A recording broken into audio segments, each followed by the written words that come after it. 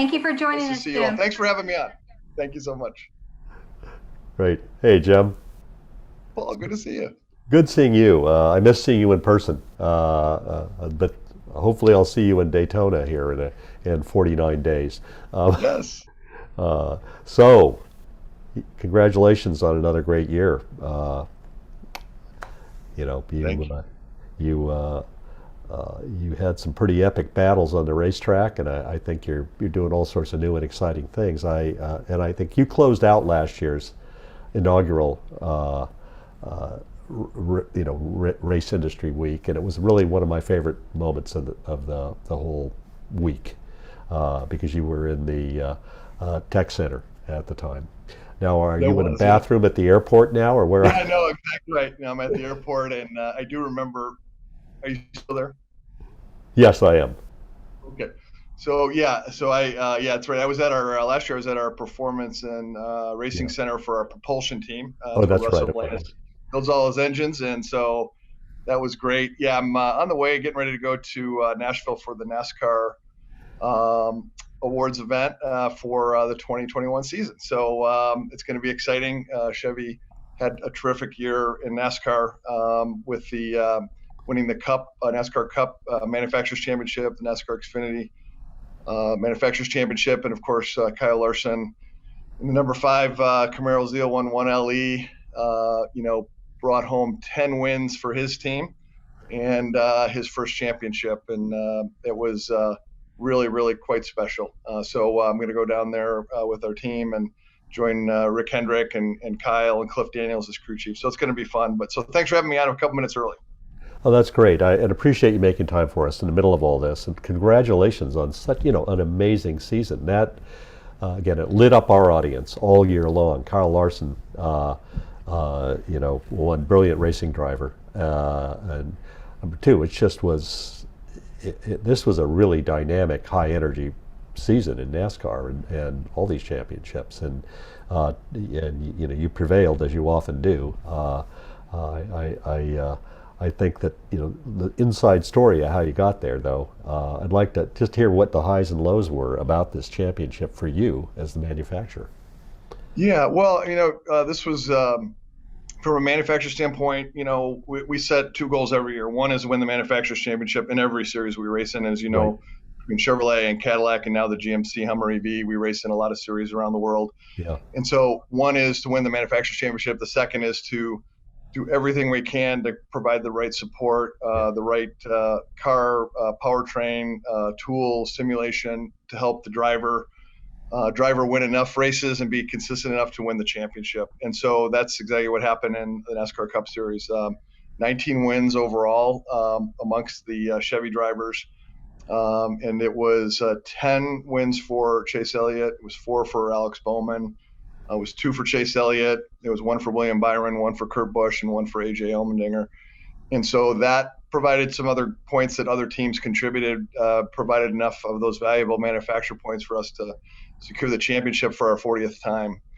And so it has been quite a journey because the last time we won the manufacturers championship in Cup was 2015. So we have a long history of vying for that championship, and so it feels really good that the teams all worked really well together, put the wins on the board, the points on the board to bring home our 40th manufacturers championship. So it was quite a journey. There's no doubt about it, but really proud of how all the teams worked together, and particularly Paul, a lot of work done between our Chevrolet engineering team, led by Eric Warren, Pat Suey, Adam Golombesky. There's a whole group of engineers beyond them as well that support the effort, working very closely with all of our key partner teams, including Rick Hendrick and Hendrick Motorsports team, Richard Childress Racing, Chip Ganassi Racing, obviously being purchased now by Trackhouse. And those teams, along with all the affiliate teams, really working well together to prepare for every race. And so the results kind of speak for themselves. I'm really proud of it. And so we're going to celebrate tonight, but at the same time, we're preparing the next gen Camaro ZL1, which will debut in January. It's actually February. So it's going to be a great, exciting year ahead as well. Yes, indeed it is. And you led me right into what I wanted to talk about next is we're about to begin a new age in NASCAR. And Tell me what what that is like for your company in this moment. You're dealing with a moment of significant change after a period of relative stability here. Yeah, yeah, it's a good question, and one thing I just try to make a parallel to our automobile industry and that we work every day. To in our showrooms, we're in our factories, we're building vehicles for the showrooms every day while at the same time preparing vehicles for the showrooms of tomorrow. And so we do it simultaneously. It's what we do in our industry, in our Yeah. company. And so in racing, it's the same thing. So while this year, massive focus on executing the season of 2021 with all the goodness that brought in not only the NASCAR Cup but the Xfinity side. We are preparing the next gen Camaro ZL1 that'll debut next year, and so it's what we do. You got to be able to do both of them at the same time.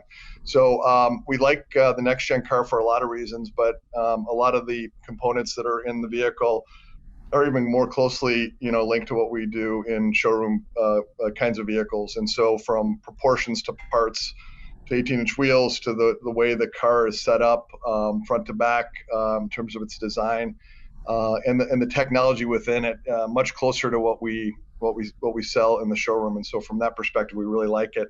A lot of testing to go yet, and we're going to learn a lot along the way. But I like the trajectory and where we're at with this car right now. We'll debut it early next year, and we're going to learn a lot as the season progresses. But it's not unlike other new race cars we've had in NASCAR and other series in which we race. Well, just from a fan's point of view, these cars look great. They're really good looking race cars, and I think we're a step back to when I first fell in love with NASCAR. They looked like the car you could buy, and this looks a lot closer to me. And I think we're going to have a big moment here with the Clash moving to my neighborhood. Yes, to the Coliseum. Yes, indeed. I've seen a lot of things from football games to Mickey Thompson series to the debut of Supercross there. So this is, I think, and the Olympics as well. I think this is going to be really a seminal moment for NASCAR. I'm looking forward to it. What do you think about this coming season? Is it status quo, or you guys you packing some heat coming into it? Well, listen, it's a reset. Anytime Yeah. all the manufacturers are bringing a new car, it's a reset moment. So everything that has been done to date on the current car is now behind us, and so we've got to be prepared. And but what I really like is the way we develop the car, deep development efforts with those three key partner teams. Obviously, Trackhouse coming on in place of Ganassi now. We are in the midst of building and finishing up a 134,000 square foot technical center, General Motors technical center that'll be in the Charlotte area, very close to the race teams and the track. And in that facility, we'll be doing a lot of the engineering that was previously done, at each team, and each team was kind of duplicating efforts. And so we've kind of joined forces together to prepare, the engineering one time, do it as well as we can together with the race teams. So we'll do that out of that technical center. So I'm really excited about that. We're going to have multiple kind of full size, the size of kind of a garage simulators with, we'll have, several of those. We'll have a couple stationary simulators. We're going to have all the tools in that center to help our teams get up and running very quickly. So we're preparing, believe me, but you take nothing for granted in racing, and you have to have a certain amount of paranoia. Are you doing enough versus the competition? And we are all in with our race teams to do just that, to go all in and prepare this race car. It sounds like it. And you're in the middle of sea change across many things you're doing. Not just the mobility, industry itself is changing around you. I think you've also, you mentioned Chip Ganassi. That's one of your frontline teams at IMSA. You have a very robust, multi-pronged effort in the WeatherTech Sports Car Championship and also in the WEC. You're a major player. Can we transition to a conversation about that for a few minutes? Yeah, for sure. And just to kind of connect with this past season, obviously in the DPI category, Action Express brought home the Drivers' Championship with Pipo Derani and Felipe Nasser. And the number 31 Cadillac brought home the team championship, and then all the Cadillac teams brought Cadillac a manufacturers championship 2021. So that felt really good. And then if you take a look at Corvette had another championship in the GTLM category in the manufacturers side, and drivers championship with Antonio Garcia and Jordan Taylor. So it's been great. And then as you kind of look forward, we'll be running obviously the DPI again with Cadillac in IMSA and WEC. So we'll run cars here in the IMSA North America series, and then also in the WEC. Chip Ganassi will have one of the Cadillac DPIs racing over there, and it's really all in preparation for our LMDH effort. And of course, Chip Ganassi will field a couple cars. Action Express will field one car. And so we're really excited about that. And then we'll do something similar in Corvette. Corvette will run in the GTD here in IMSA and in the corresponding class over in the WEC series. And so we'll run one Corvette here in IMSA and then one over in WEC. And so that's an exciting, it's a bit of a change from where we've been, but I'm really excited about it. Yeah, and as you know, I love those cars. That's to me, that's our home team. And yeah, no question. Tell me a little bit about that transition for the Corvette program. Just the we said goodbye to GT, LM era here at Petit Le Mans. Well, Yeah. what's different about what you're doing now? Yeah, well, certainly we've had a great run with Corvette Racing since we debuted it in 1999. I was honored to be part of the group that brought that race program to the racetrack in 1999. We raced for the first time at Le Mans in 2000, and we've had just a lot of success with that program over the years. And it's success not only on the track and winning manufacturers and drivers championships in the North American series, but also 8 Le Mans wins in our class. So that's been very exciting, but it's also been a win from the perspective of learning on the track to feed those learnings back to the showroom Corvette in terms of the vehicle and the propulsion systems.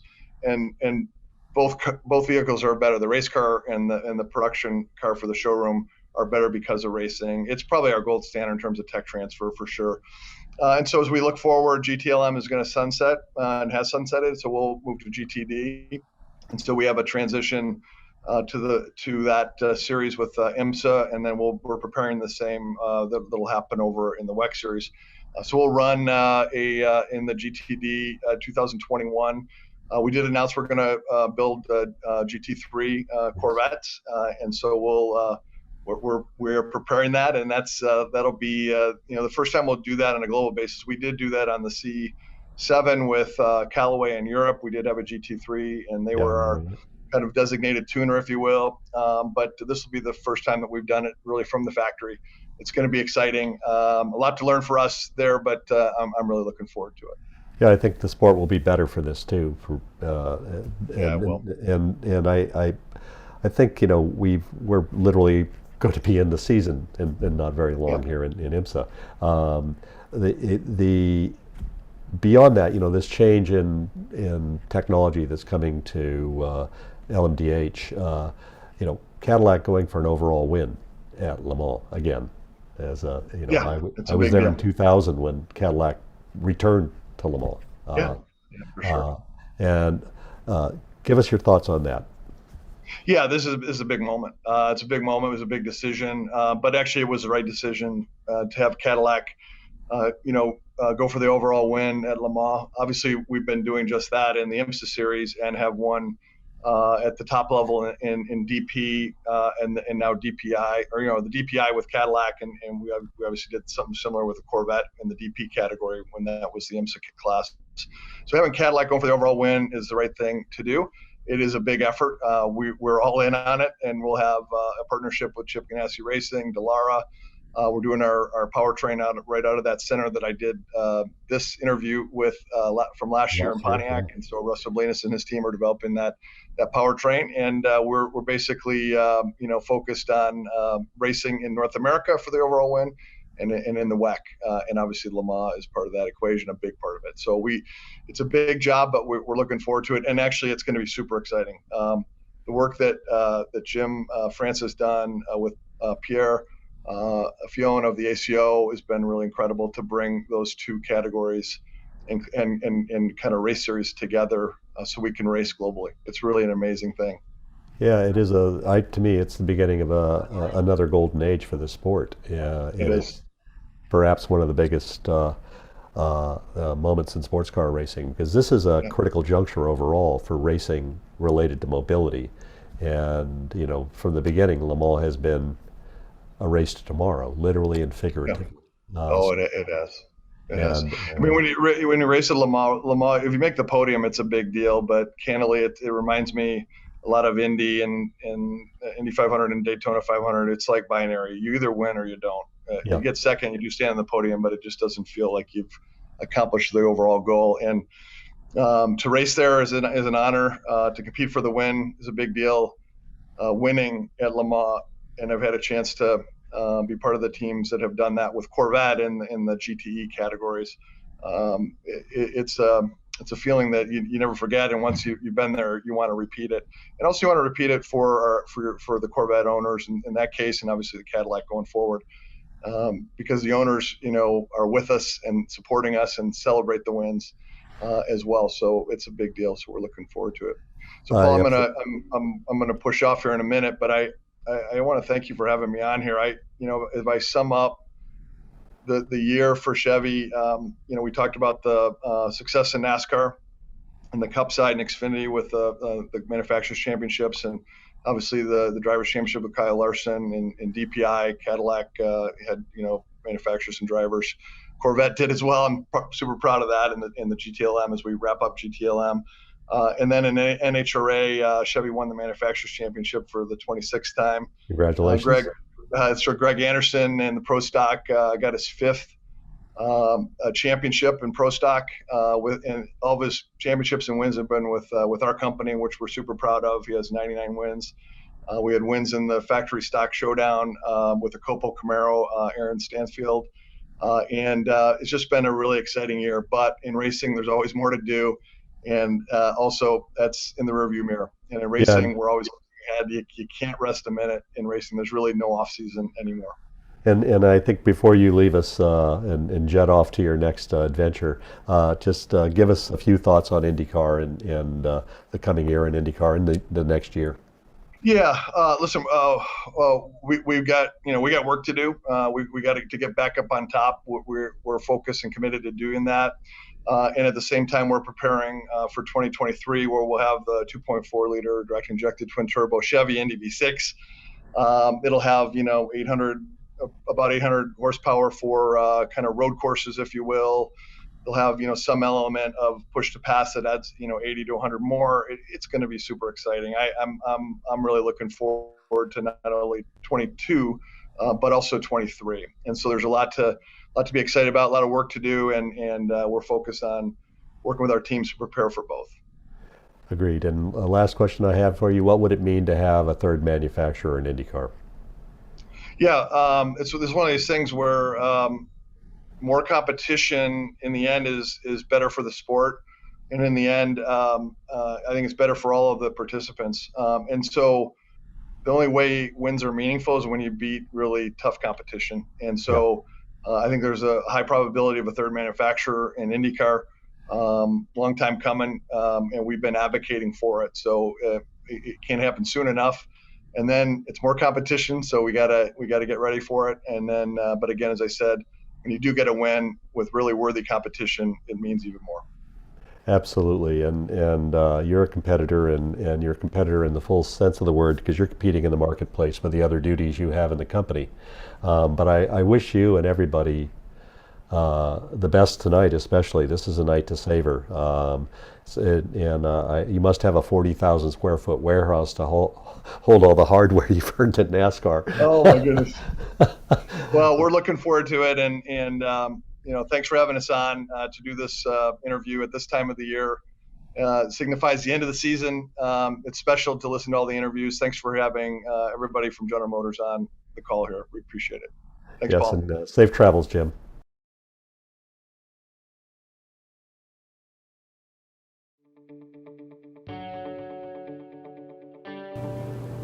The concept for EPARTRADE is basically, in my opinion, there's a big hole in the internet. So the internet started many years ago, but there's never been an online business community for racers on the World Wide Web. The need for EPARTRADE is actually quite obvious. Basically, people in the business of auto racing need a place online to hang out and to get their problems solved. It's extremely simple for a buyer or for a supplier to interact on the platform. The first thing you need to do is sign in, which is free. And the second thing is, when you see a product that you're interested in, all you need to do is click on request more information. If it's a company, you click on request more information, and then from there, it is forwarded directly to the buyer or to the supplier. You can go to epartrade.com, you become part of a community of businesses in racing, and it makes sourcing products much easier than just on the internet or using Google. At EPARTRADE, there is no e-commerce. It's literally a connection just like at a trade show. So now, any time of the year, a buyer could reach out to a supplier through an email. More than that, it's a place to go just to keep current every day. So it's a good place to start your workday in your racing business or in your offices of your professional race team. And you know you're current when it comes to new technology, industry news, technical papers, technical videos, all of that and more. We're not looking for a million hits per day. All we want is people who are really the volume buyers of racing products in the racing industry to be part of the little world of EPARTRADE. We have racing businesses participating from around the world. So you get suppliers from around the world, you get buyers from around the world. EPARTRADE really eliminates having to travel, closing down your shop. Now you have a place to showcase globally your racing product and technology.